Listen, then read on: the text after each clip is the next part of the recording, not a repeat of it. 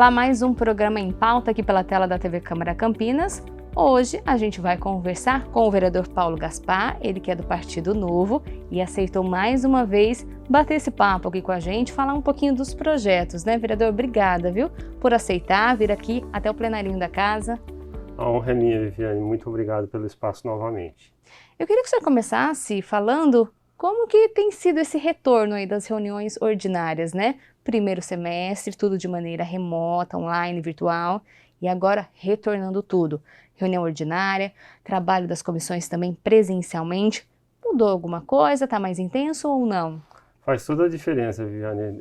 Agora eu digo que começou a cair a ficha que eu estou eleito, porque até então tudo virtual, você não tem o contato com as pessoas e a Câmara é a casa do povo, então você está faltando alguma coisa, né? Você sente aquele clima que está faltando alguma coisa. E é muito importante a gente estar presencialmente, olho no olho, cumprimentando as pessoas, conversando de perto. É outro rendimento, vamos falar assim. Você tem muito mais rendimento, muito mais feedback, você consegue ter mais peso com as suas ideias, com os retornos das pessoas. Então, nossa, mudou da água para o vinho. Em relação aos resultados práticos, acredito que aconteça uma agilização dos trabalhos, né? E o contato com a população, como tem sido? A gente sabe que ainda estamos, né, em pandemia, tanto que a gente está aqui usando máscara, né?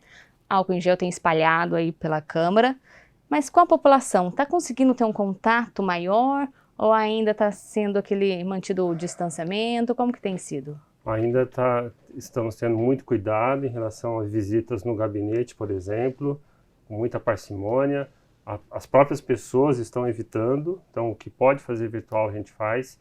E nas sessões ainda o público ainda é tímido e também existe restrição em relação ao número de pessoas que podem entrar, se não me engano são 70 pessoas hoje, né? A gente espera que em breve a gente possa liberar mais pessoas na casa e as pessoas possam participar mais. Tem muitos amigos que gostariam de vir e chegam aqui no primeiro expediente, está lotado e não conseguem entrar. Porque normalmente no primeiro das 6 às 7 lá enche mais a casa. Depois as pessoas vão embora e no segundo... Só que aí fica muito tarde para as pessoas virem. Então o ideal seria ter mais espaço para as pessoas participarem. Apesar disso tudo, o trabalho, como o senhor falou, né, é muito intenso, né? Eu queria que o senhor falasse um pouquinho aí, então, Comissão de Desburocratização. Quem acompanha aqui a TV Câmara sabe que a comissão realizou aí algumas reuniões no primeiro semestre e agora no segundo semestre também vem com tudo. Uma comissão muito importante, que é uma bandeira forte desde a minha campanha, do Partido Novo, que eu sou mandatário. E assim, a gente fez muitas reuniões com vários setores, né, bar e restaurante, escolas particulares. Agora está recebendo aí os arquitetos, que é da minha profissão, né, e falando sobre as leis urbanísticas. Eu fiquei muito feliz que o prefeito Dário recentemente decretou um programa municipal de desburocratização. Então a gente vê que existe um alinhamento de ideias, de esforços, de intenções para a gente simplificar a vida do cidadão campineiro e agilizar a questão dos serviços públicos, né? É nesse sentido que vem a comissão. Foram várias reuniões, continuarão acontecendo e até o final do ano a gente vai apresentar um relatório que vem reforçar essa intenção do Executivo e que a gente possa transformar de fato em ações práticas para o cidadão. O senhor falou aí a questão urbanística, né? O senhor está trabalhando nessa legislação, nessa área, né? Eu considero que, além dos projetos que a gente já protocolou na casa, que já foram, acho que 20 hoje, o trabalho mais importante que nós estamos fazendo é junto ao Executivo. Nós estamos fazendo um trabalho invisível com as secretarias.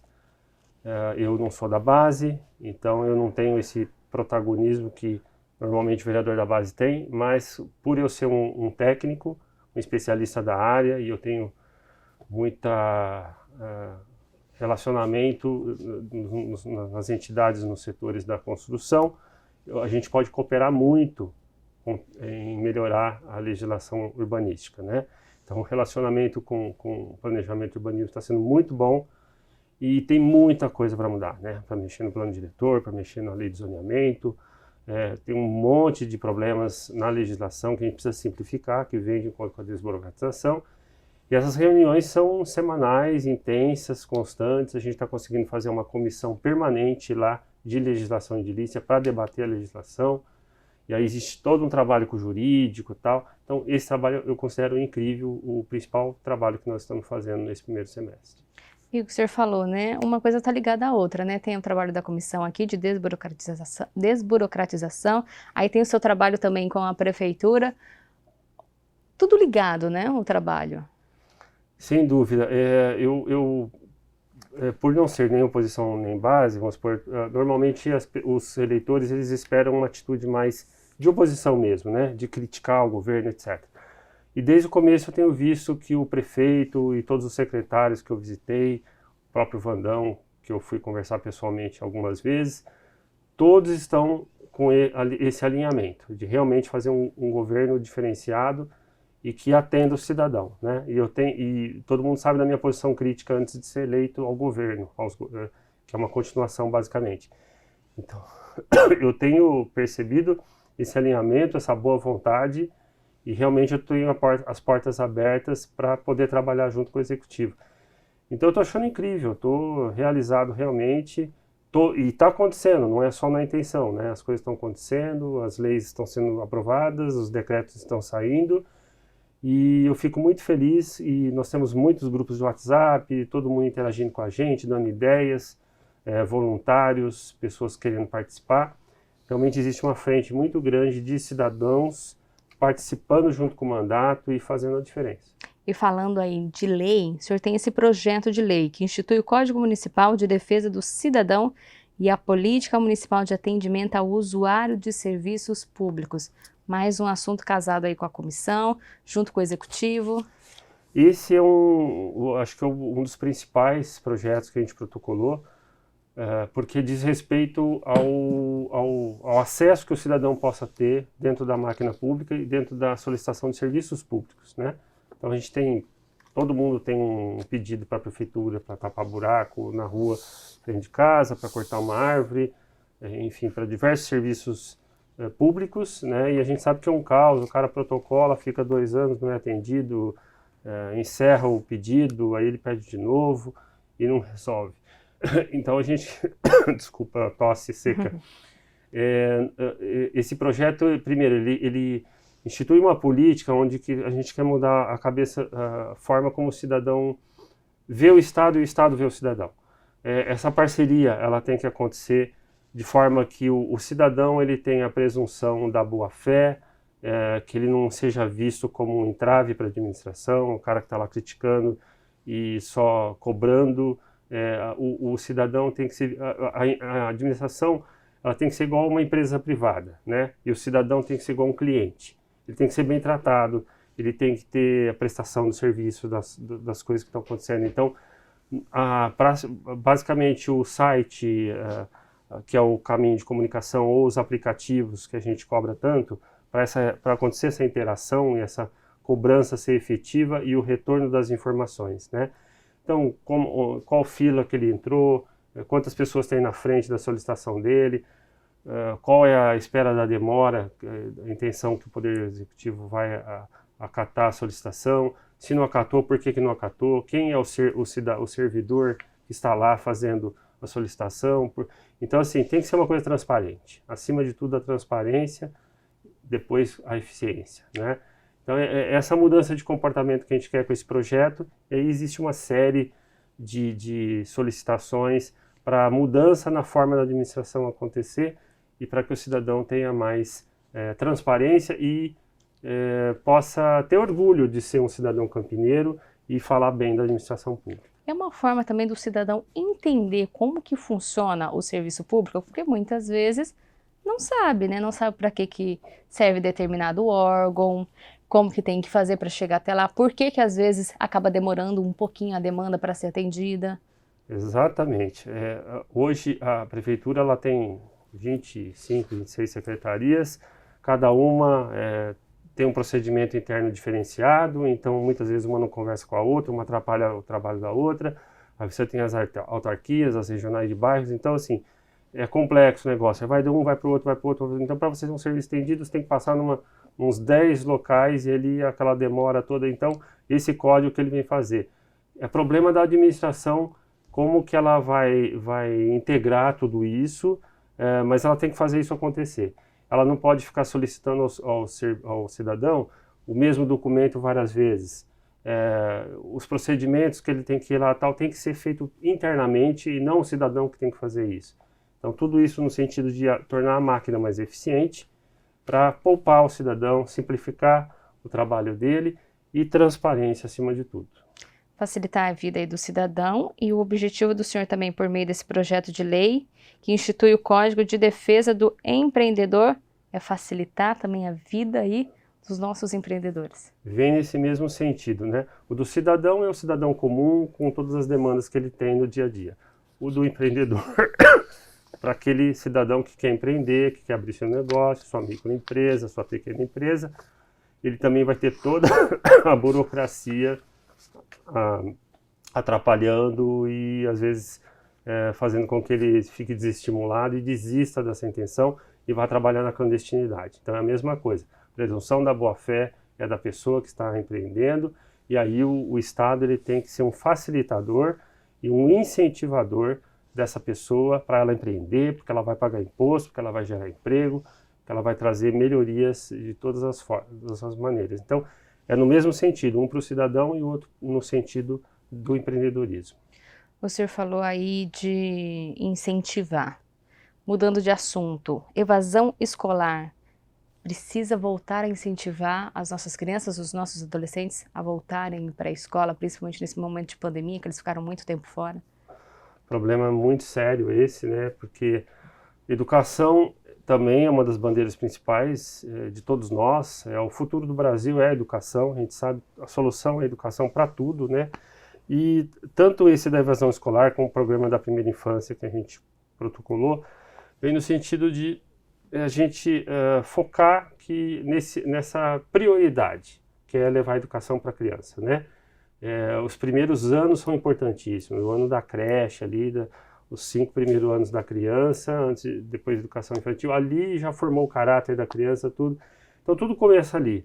E aí você tem famílias desestruturadas, às vezes a criança não... Hoje nós temos um déficit de 5, 6 mil crianças fora de creche, que não tem vagas, temos um monte de problemas. Então esses dois projetos e o da evasão, porque, principalmente com a pandemia, isso aí se agravou demais, né? A criança entra, depois ela se sente desestimulada e por N problemas ela acaba abandonando a escola. E aí os pais acabam colocando essa criança para trabalhar, ou ela fica à toa na vida e não quer mais voltar a estudar, né? Então nós temos que focar na educação infantil. Esse tem que ser a principal prioridade do município, que já é, né? A educação municipal é infantil. E cada vez mais a gente focar nisso, né? Porque no Brasil a gente tem um inverso, né? A gente começa construindo a casa pelo telhado, ou seja, o ensino superior é o que tem a maior parte dos recursos, depois o ensino médio, o ensino infantil, o ensino básico é o que tem menos recursos, menos atenção e menos dedicação. A gente quer inverter essa forma de enxergar a educação e o município tem que trabalhar efetivamente para a gente fazer com que as crianças tenham um ânimo para estudar, que gostem da escola. Tem que ter integração entre a família, os professores, tem que ter um trabalho com psicólogo, com terapeutas, os profissionais da educação têm que ser valorizados. A gente, se possível, trabalhar para a educação, ensino integral, para a gente trabalhar disciplinas que não sejam só aquelas oficiais, mas que você tenha aquelas vocacionais que incentive a criança a colocar para fora aquilo que ela tem, os dons que ela tem, incentivar isso.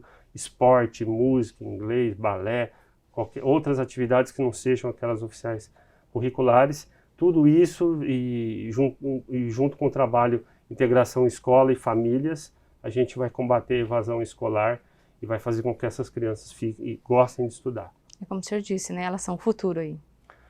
São o nosso futuro e esse investimento, vamos dizer assim, além do bem-estar e da questão humanitária que a gente tem que ter esse olhar, é um investimento para o país, para a cidade, porque uma criança mal formada amanhã vai ser uma pessoa problemática para o resto da vida e vai trazer um custo social muito grande para todos nós que pagamos esse custo social através de violência, através de uma saúde, as pessoas com saúde precária, para o resto da sua vida e o custo social é muito grande e isso acaba caindo na carga tributária que nós pagamos e tanto reclamamos hoje, né, de trabalhar 5 meses por ano da nossa vida para pagar só imposto. Então, investindo na criança, como todos os países de primeiro mundo fizeram, né, como os países de primeiro mundo chegaram onde chegaram, investindo pesado na educação de base, né, e aí esse é o caminho para a gente seguir.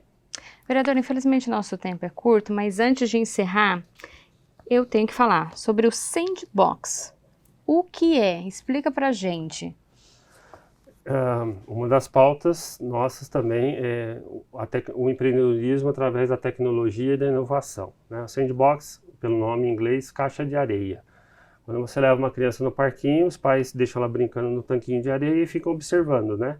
Então, você trazendo isso para o empreendedorismo, você tem empresas que estão iniciando, como as crianças, né?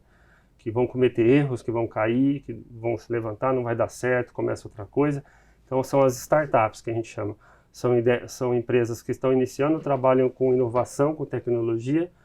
Uber, por exemplo, né, é uma startup, o iFood, são coisas, o Airbnb, são coisas que uma ideia básica que mudou a vida totalmente das pessoas, né? Antes você tinha um táxi, que era uma coisa tradicional, tal, daqui a pouco o cara tem um celular, ele tem um carro e ele não é nada, ele está desempregado, ele pega e está trabalhando. Então isso é uma startup, é uma ideia que surge que vira um baita de um negócio. Então dentro dessa sandbox, dessa caixa, você vai ter inúmeras empresas com ideias novas, vão ser observadas, vão ter uma regulamentação diferenciada, um local onde elas vão se desenvolver, então você tem regiões, distritos, ou uma rua, ou algum lugar que vai ter uma regulamentação e vai ter um tempo para essa empresa desenvolver essa atividade, essa criação dela, sem estar nas regras que as outras empresas consolidadas estão.